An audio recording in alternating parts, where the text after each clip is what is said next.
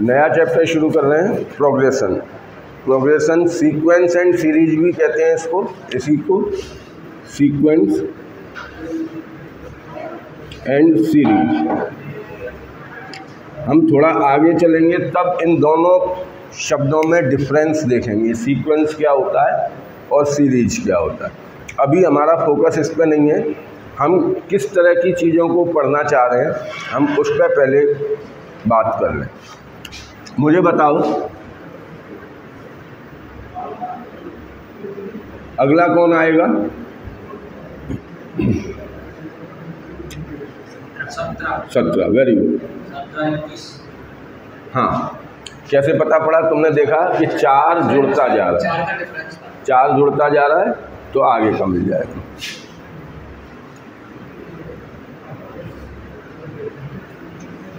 अगला कौन आएगा?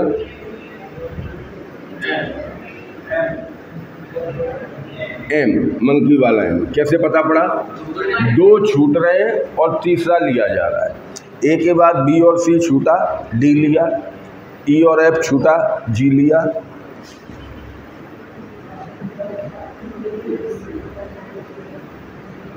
अब अगला कौन आएगा?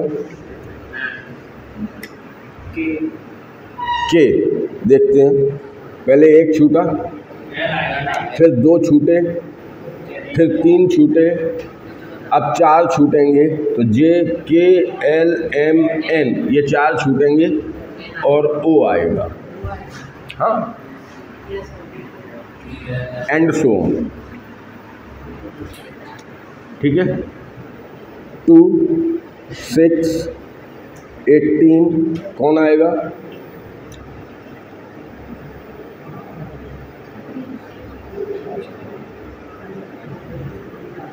चलो 54। Very good.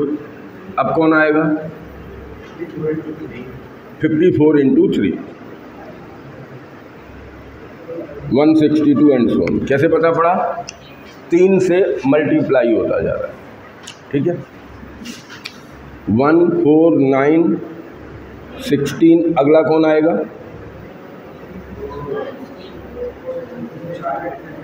20।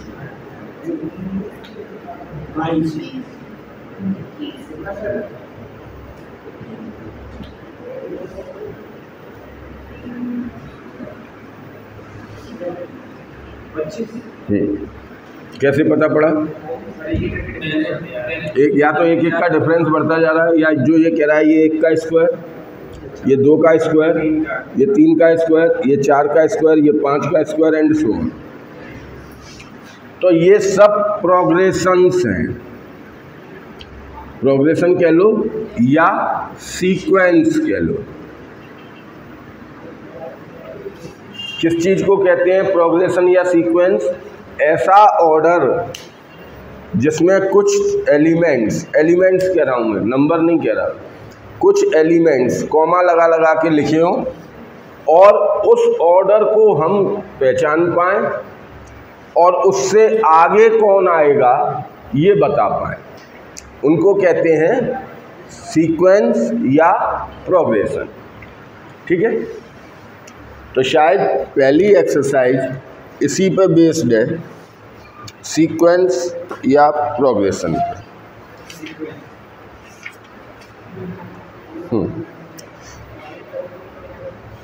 कोई एक सवाल देखते हैं, क्वेश्चन नंबर 2 है। जैसे क्या कह रहा है?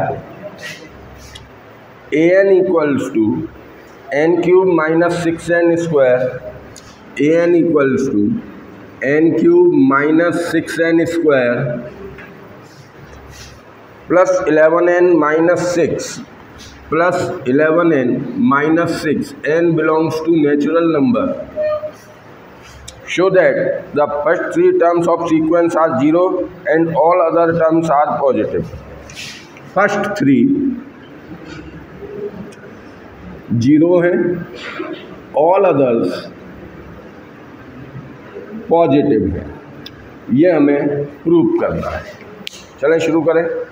इसका कहना ये है, देखो तुमने बाइनोमियल थ्योरम पढ़ ली, उसमें भी टर्म होती हैं, उसकी टर्म को किससे रिप्रेजेंट करते हैं? टी से। ठीक है। ऐसे ही सीक्वेंस या प्रोग्रेशन में भी टर्म्स होती हैं। इनकी टर्म्स को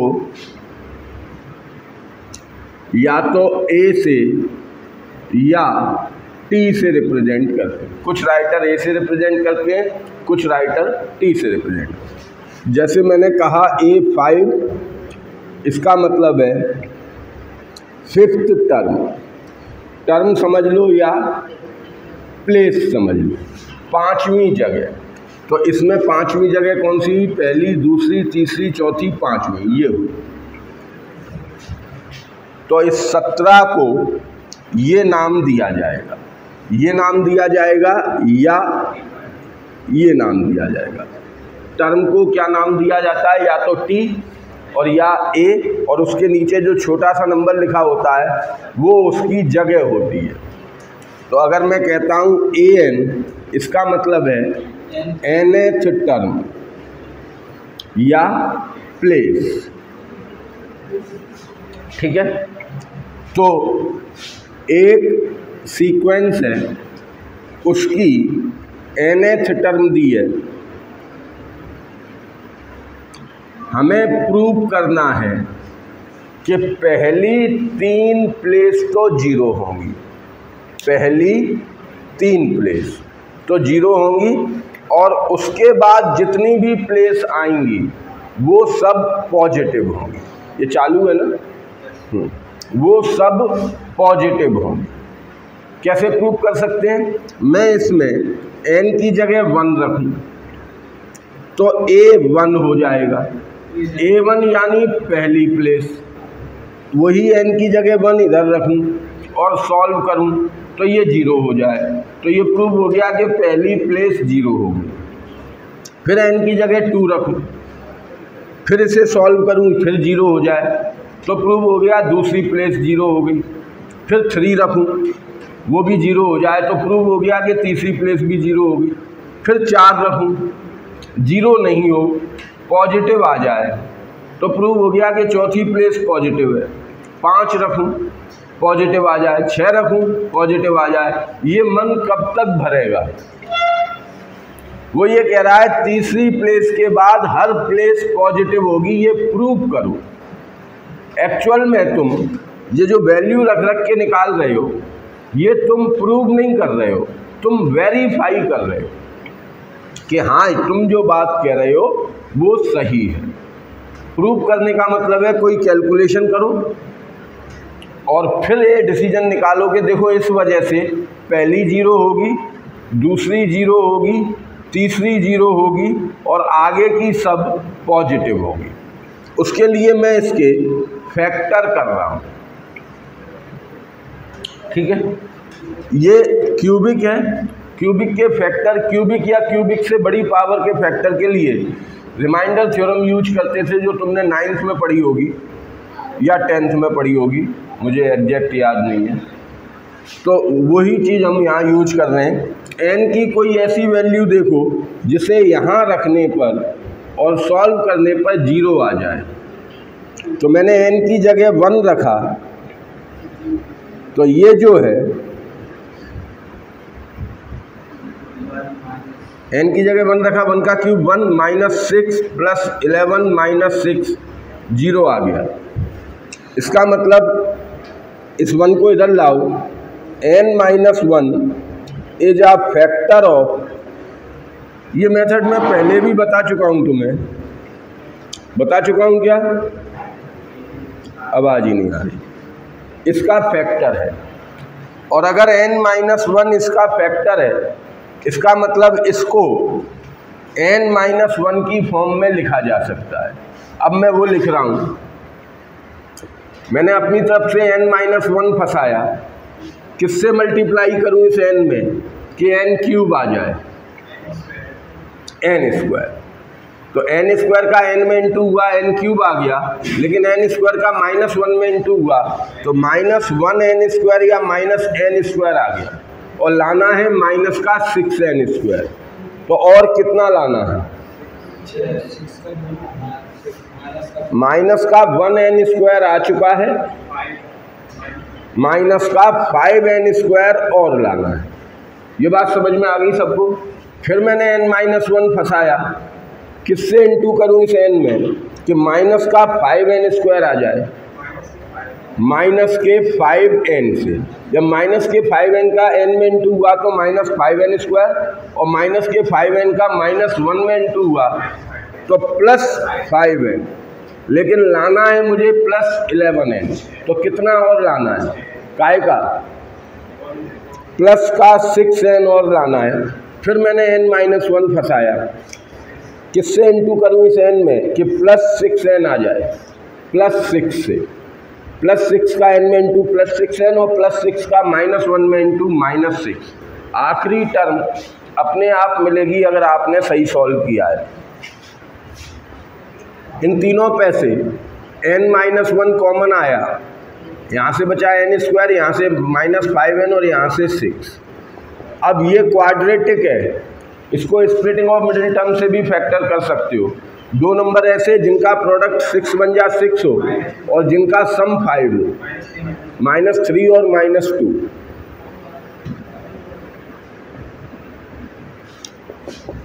n-1 पेयर बनाए, n कॉमन लिया n-3, -2 कॉमन लिया n-3,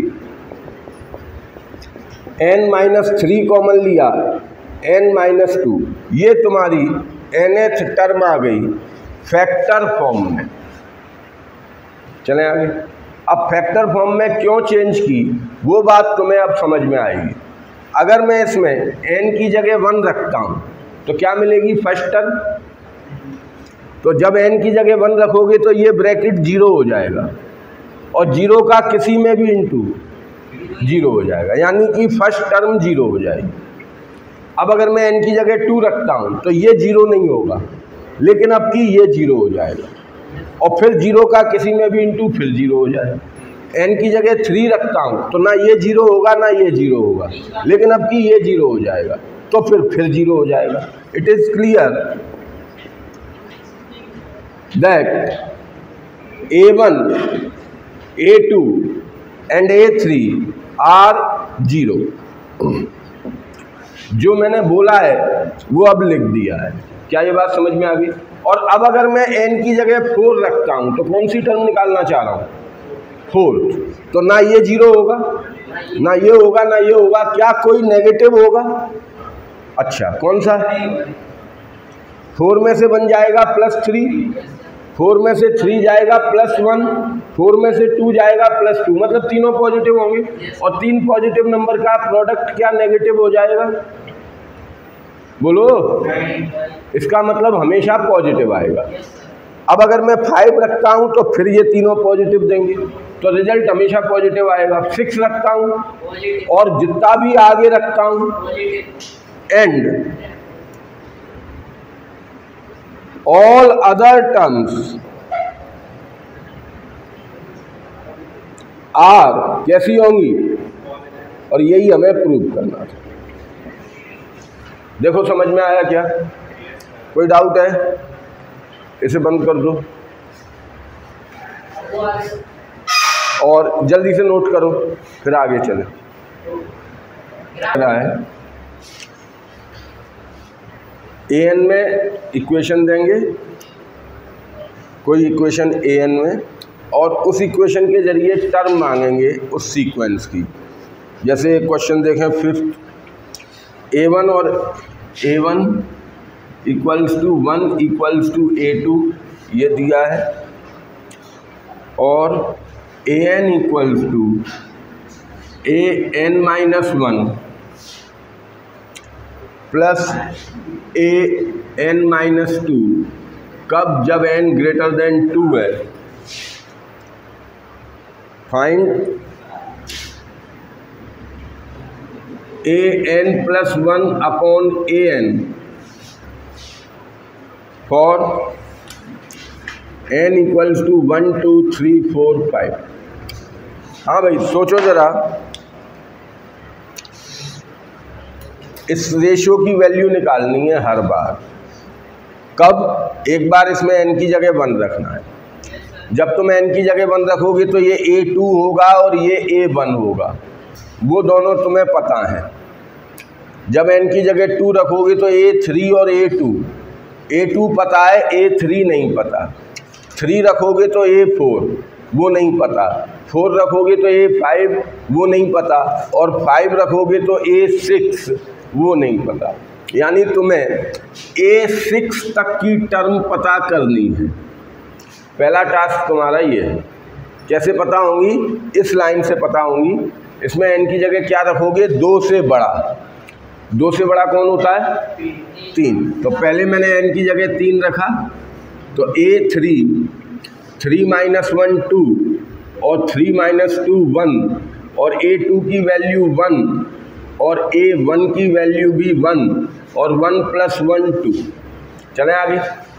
फिर मैंने इसमें n की जगह 4 रखा, A4, 4 - 1 3, 4 - 2 2, A3 की वैल्यू 2, A2 की वैल्यू 1, 2 + 1 3।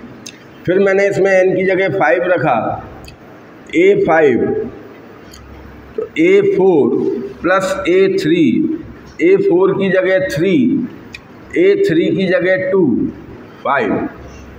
फिर मैंने इसमें n की जगह 6 रखा, क्योंकि मुझे 6th टर्म तक चाहिएगा। तो A6, A5 + A4, A5 की जगह 5, और A4 की जगह 3, 8। चलें आगे। ये चैप्टर कर चुके हैं क्या? मुझे ऐसा रिमाइंड हो रहा है। सिर्फ हाँ, 12th वालों को बताया होगा, शायद ऐसा होगा। खैर,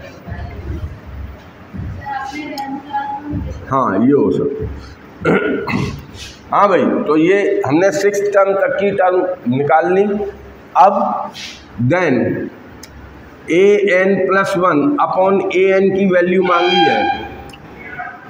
तो जब n = 1 के लिए, फॉर n = 1, तो n की जगह 1 रखोगे तो ये होगा A2 अपॉन A1, और A2 है 1 और A1 भी है 1, यानी वैल्यू आई 1। ठीक है। अब फॉर n = 2, जब n की जगह 2 रखोगे तो A3 अपॉन A2, A3 की वैल्यू है 2 और A2 की वैल्यू है 1, तो रिजल्ट आया 2। फॉर n = 3, जब n की जगह 3 रखोगे तो A4 अपॉन A3, A4 की वैल्यू है 3 और A3 की वैल्यू है 2, 3 अपॉन 2 1.5। फॉर n = 4, क्योंकि हमें जाना है n = 5 तक, तो A5 अपॉन A4, A5 की वैल्यू है 5 और A4 की वैल्यू 3, तो 1.666। फॉर n = 5, तो A6 अपॉन A5, A6 की वैल्यू है 8 और A5 की वैल्यू है 5, 1.6। ये इसके आंसर्स आ गए। और सवालों में ये सब नहीं करवाया है, बस इतना मांगा है कि पहली 5 टर्म बताओ। तो 2 तो दी हैं, 3 और बताओ। तो n की जगह 3 रख के 1 निकालो जो ये आई, 4 रख के निकालो जो ये आई, 5 रख के निकालो जो ये आई। अगर वो कहता है पहली 6 टर्म निकालो तो फिर n की जगह 6 रख के अगली, बस यहीं ख़त्म हो जाएगा सवाल। इसमें रेशो और मांगा था, इसीलिए मैंने तुम्हें ये वाला सवाल बताया है। अब आते हैं आगे। ऐसी प्रोग्रेशन या ऐसी सीक्वेंस जिसमें आगे की टर्म हमेशा फिक्स नंबर ऐड होने पर मिले।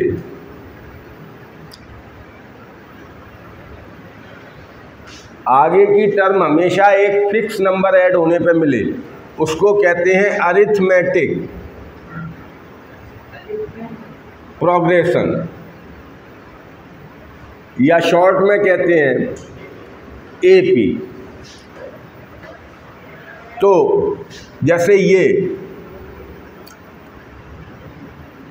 AP है,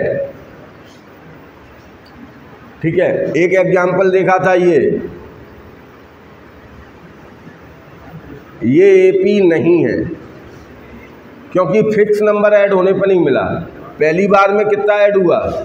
3, तो दूसरी बार भी 3 ही ऐड होना चाहिए, जबकि यहाँ पे 5 हो गया।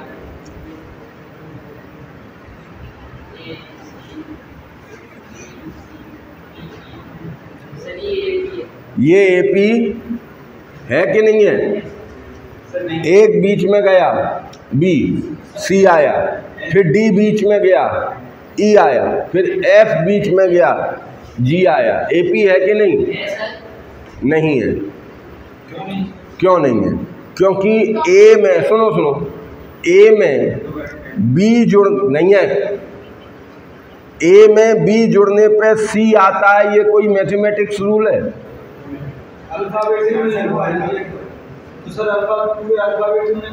नहीं होगा भाई। नंबर 2 में 3 जुड़े तो 5 आएगा, A में B जुड़े तो C आएगा, ये कोई कह सकता है? इसलिए ये AP नहीं है। समझ में आ गई बात? हाँ, सीक्वेंस है पर AP नहीं है। अब हम AP पढ़ रहे हैं। 2, 6, 18, 54 ये AP नहीं है क्योंकि पहली बार 4 जुड़ा, अगली बार भी 4 ही जुड़ना चाहिए। मल्टीप्लाई का AP में कोई रोल नहीं है। समझ में आ गई बात? चलूं क्या आगे? अब स्टैंडर्ड फॉर्म या जनरल फॉर्म ऑफ AP हम कैसे पहचानेंगे कि ये AP है और ये AP नहीं है? उसके लिए स्टैंडर्ड फॉर्म सीखते हैं हमेशा। पहली टर्म को नाम दिया है A, AP की पहली टर्म को नाम दिया है A, और जो फिक्स नंबर जुड़ता है उसको नाम दिया है कॉमन डिफरेंस, और रिप्रेजेंट करते हैं उसे स्मॉल d से। ठीक है? तो पहली टर्म A, दूसरी टर्म कैसे मिलेगी? इसमें फिक्स नंबर जुड़ के, वो फिक्स नंबर क्या है? D, तो दूसरी टर्म होगी A प्लस D। तीसरी टर्म कैसे मिलेगी? इसमें फिर फिक्स नंबर जुड़ के A plus D plus D, मतलब A plus 2D, A plus 3D and so. ये हुई पहली टर्म को नाम देते हैं A1 या T1। ये हुई दूसरी टर्म को नाम देते हैं A2 या, ये हुई तीसरी टर्म को नाम देते हैं A3 या, चौथी टर्म या T4। अच्छा मुझे बताओ, अगर मैं 10वीं टर्म ढूंढता, देखो ध्यान से, ये दूसरी टर्म, तो इसमें कितने D जुड़ रहे हैं? 1 D। ये तीसरी टर्म, कितने D जुड़ रहे हैं? ये चौथी टर्म, मतलब जिस नंबर की टर्म है उससे एक कम D जुड़ रहा है। तो अगर 10वें नंबर की टर्म निकालनी है तो A में 10 से एक कम 9 D जुड़ेगा। तो अगर हमें nth नंबर की टर्म निकालनी है तो n से एक कम, n-1, एक कम कैसे करोगे? उसमें से एक सब्ट्रैक्ट करके। तो A में जुड़ेगा कितने D? n-1 D। ये पहला फॉर्मूला हुआ AP का कोई सी भी टर्म निकालने के लिए। तुम्हें 20वीं टर्म चाहिए तो n की जगह 20 रख दो, 15वीं टर्म चाहिए तो n की जगह 15 रख दो। मेरी बात समझ में आई? अच्छा, अब इसमें कौन क्या है ये और देख लें। ए क्या चीज है? First term. डी क्या है? Common difference.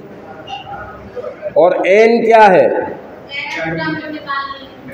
Desired place. कौन से नंबर की प्लेस निकालनी है? वो हुआ एन। 10वें नंबर की निकालनी है तो एन हुआ 10। 9वें नंबर की निकालनी है तो एन हुआ 9। 8वें नंबर की निकालनी है तो एन हुआ 8। यानी एन को कैसा होना चाहिए? Natural number. 2.5वें नंबर की तो नहीं निकाल सकते ना, या तो दूसरे नंबर की होगी, नहीं तो फिर तीसरे नंबर की होगी। दूसरे और तीसरे के बीच में तो कोई नहीं होगी। यानी एन के साथ एक तो कंडीशन है कि एन नेचुरल नंबर होना चाहिए, और जो कंडीशन ए और डी के साथ नहीं है, केवल एन के साथ है। ए नेगेटिव भी हो सकता है, डेसिमल का भी हो सकता है, अपॉन का भी हो सकता है, लेकिन एन नहीं हो सकता। और दूसरी बात, एन चीज क्या है? Desired place. कौन से नंबर की टर्म निकालना चाहते हो, वो है एन। देखो समझ में आ गया। मैं डिजायर्ड प्लेस पे जोर ज़्यादा दे रहा हूँ क्योंकि अभी आगे जब हम पढ़ेंगे तो वहाँ पे ये कंट्राडिक्शन आएगा, इसलिए दिमाग में घुसा लो। एन नेचुरल तो है ही, साथ ही साथ एन क्या है? डिजायर्ड प्लेस है। मोटे शब्दों में समझें तो ये एन तुम्हारे कंट्रोल में है। तुम एन की जगह चाहो तो 5 रख दो, क्या मिलेगा? 5वीं टर्म। चाहो तो 25 रख दो, क्या मिलेगा? 25वीं टर्म।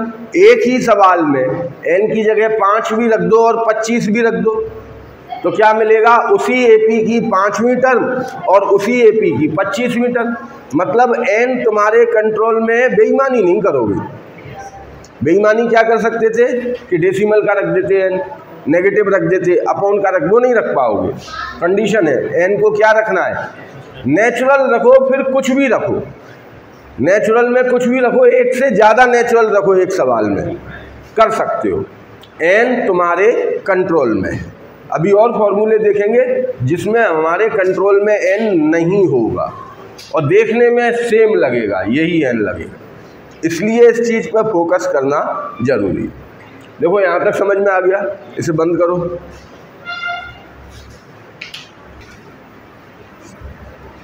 अब तुम लोग बच्चे हो, मेरी लेवल के नहीं हो उम्र में, नहीं तो इसके लिए एक बहुत अच्छा अपने हाँ इसके लिए एक बहुत अच्छा हमारे देशी भाषा में शब्द है, अब वो बता नहीं सकता। नहीं वो वीडियो से मतलब नहीं है, वो थोड़ा ज़्यादा शुद्ध है। हाँ अब देखो इसमें शुरू जो हो रही है एक्सरसाइज, तो इसमें एक एपी दी है, उसकी कोई स्पेसिफिक टर्म मांगी है। एक सवाल देख लेते हैं, जैसे पहले का सेकंड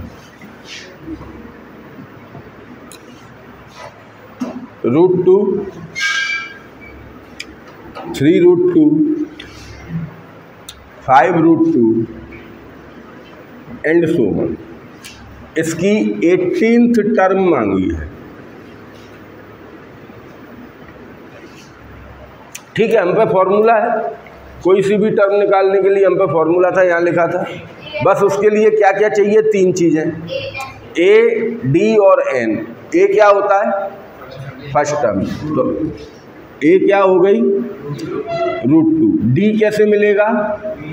सेकंड टर्म में से फर्स्ट में को माइनस कर दो। सेकंड में से फर्स्ट को माइनस करना है हमेशा, चाहे सेकंड बड़ी हो चाहे सेकंड छोटी हो, हमेशा सेकंड में से फर्स्ट को माइनस करना। 3√2 में से √2 गया तो 2√2 बचा। 3√2 में से 1√2 गया तो 2√2 बचा। और n तो 18 हो ही गया, 18th टर्म मांगी है, तो फॉर्मूला लिया। इसमें n की जगह n की वैल्यू रखी 18, a की जगह a की वैल्यू √2, n की जगह 18, d की जगह 2√2। √2, 18 में से बन गया 17 का इंटू इसमें हुआ 34 √2, 34 √2 प्लस 1 √2, 35 √2, ये इसका आंसर आ गया। इस तरह से तुम किसी भी एपी की कोई भी टर्म निकाल सकते हो।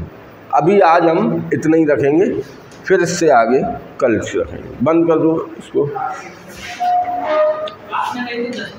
ठीक है, इतना काफ़ी है।